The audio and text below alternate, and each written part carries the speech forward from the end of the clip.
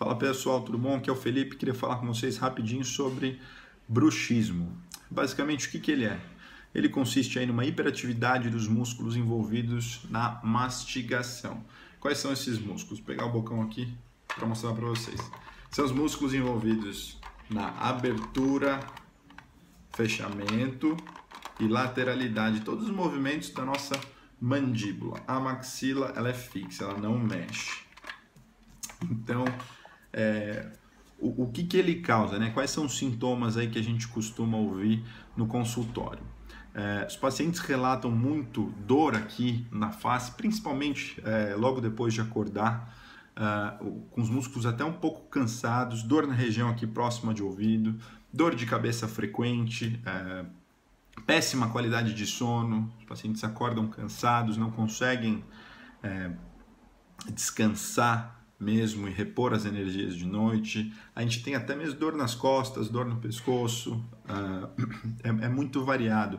E tudo isso depende também do grau do bruxismo, né? O quanto ele está influenciando, o quão forte é, qual que é a intensidade dele.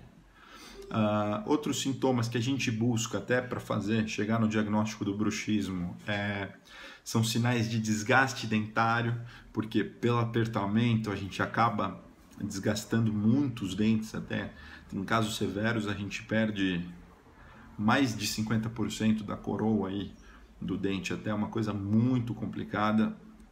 Além disso, a gente busca processos degenerativos na ATM, que é a articulação temporomandibular, e também no côndilo, né, que é a parte da mandíbula que encaixa na base do crânio. Falando isso, quais são as causas então? O que leva a essa hiperatividade muscular? A gente tem principalmente, são vários fatores, é multifatorial. Não existe uma coisa só que vai levar o paciente a um quadro de bruxismo. Mas a gente tem principalmente aí a maloclusão. O que é a má oclusão, na verdade? A oclusão é o engrenamento que a gente tem quando a gente fecha a boca. A gente tem um engrenamento entre o arco superior e o arco inferior. E eles têm que ter uma harmonia, tem que ter uma boa distribuição. Quando a gente fecha, não pode ter um ponto encostando antes do outro. A gente tem que ter o que a gente chama de guias de desoclusão, que aí é uma coisa um pouquinho mais avançada, não teria como explicar num vídeo rápido. Mas enfim, essa é basicamente a oclusão, é o engrenamento entre esses arcos. Quando não tem uma harmonia muito grande nesse engrenamento, nesse fechamento ali entre o superior e o inferior, a gente tem essa maloclusão. Ela é o principal fator. Além da maloclusão, a gente tem aí fatores psicoemocionais, principalmente estresse, o tipo de personalidade da pessoa influencia, se é uma pessoa mais agitada, uma pessoa mais calma, depressão, uso de substâncias também, substâncias estimulantes, né, como aí a cafeína, a cocaína, etc. A nicotina do cigarro também. A gente sempre pergunta se a pessoa está numa fase da vida muito carregada, com muito problema, com isso, com aquilo. Às vezes até mesmo a gente encaminha e faz tratamento junto com psicólogos, né? Junto com psiquiatras, com outros profissionais da área da saúde. Outra coisa, a hereditariedade também influencia, a idade do paciente, enfim. E aí, questão de alternativas de tratamento que a gente tem. Olha, é muito complicado dizer isso, porque o bruxismo ele vai trazer vários tipos de paciente para a gente em diferentes estágios de degradação, de deterioração, né, processos degenerativos, tanto da ATM quanto até mesmo dos dentes em questão de desgaste, né? Então, nunca é só um tratamento para todo mundo.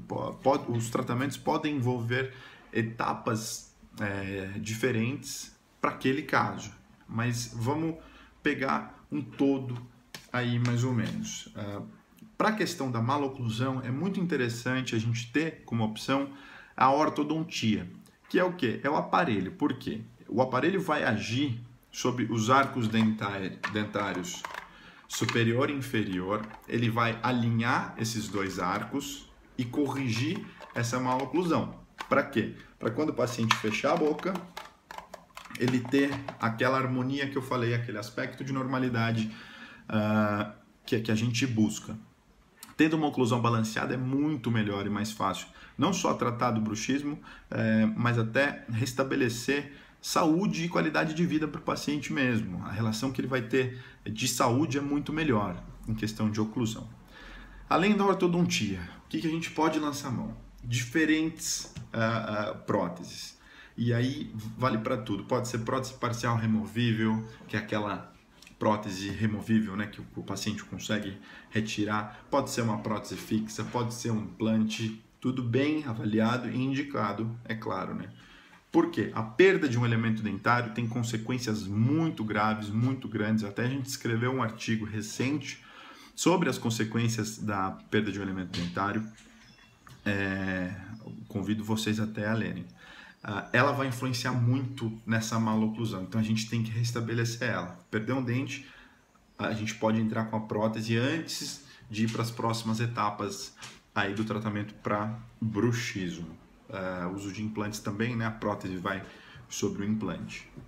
A gente pode lançar mão de uso de placas miorrelaxantes. O que é miorrelaxante? São aquelas plaquinhas. Quem conhece alguém que tenha bruxismo e está fazendo o tratamento, muito provavelmente já viu essa plaquinha. Uma plaquinha geralmente transparente, a gente coloca no paciente e ele vai usar essa plaquinha para dormir. O que essa plaquinha faz? A gente meio que mimetiza uma oclusão ideal na plaquinha. A gente vai colocar a plaquinha no paciente, vai desgastar ela de forma que quando ele fechar a boca na plaquinha, ela tem os contatos balanceados, tem essas guias de desoclusão que eu comentei, e aí o corpo vai entender aquilo como uma coisa mais saudável. E a gente pede para o paciente usar de noite porque é o horário que ele não está alerta, ele não consegue se policiar em relação ao apertamento. De dia, a gente sempre fala, presta atenção se você está mastigando, apertando ou não, e evita. De noite não tem como. Então, para casos leves, moderados, até mesmo graves, a gente lança a mão dessa plaquinha que é muito boa. Além das placas miorrelaxantes, a gente tem aí o uso de placas funcionais. Elas são muito parecidas com essas placas miorrelaxantes, porém, às vezes a gente pede para o paciente usar por mais tempo, no caso das funcionais, até mastigar com elas. Por quê? Porque já está num estágio tão severo, tão grave, que sem ela a gente não consegue parar, a gente não consegue dar um stop para o processo degenerativo, principalmente na TM. Além das plaquinhas funcionais, a gente busca, em casos severos em que o fator emocional é muito forte, muito presente, como eu disse, a gente busca o tratamento com outros profissionais, com psiquiatras, com psicólogos, para buscar uma harmonia, uma saúde emocional também para o paciente. Isso é muito importante resolver essa parte. A gente também trata com fisioterapeutas, tem físio muito bom, especialista em ATM que trabalha com isso, e fonoaudiólogo também.